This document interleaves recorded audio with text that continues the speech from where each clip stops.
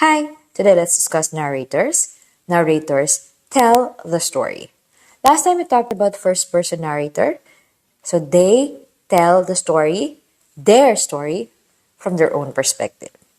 The third person limited narrator is also only limited and able to understand the thoughts and feelings of only one character. However, this narrator is external to the story. They're not telling their own story.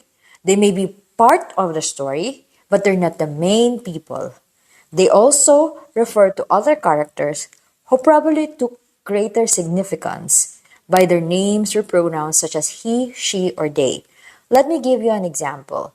The Great Gatsby by F. Scott Fitzgerald is narrated by Nick Carraway. If you have watched the movie, the Nick Carraway, that character is the one by is that Spider-Man? The Spider-Man actor? Tobey Maguire. Tobey Maguire. However, he is an outsider to the excess, to the billionaire lifestyle of the Great Gatsby and his mistress, Daisy Buchanan, right? So this creates an outsider feeling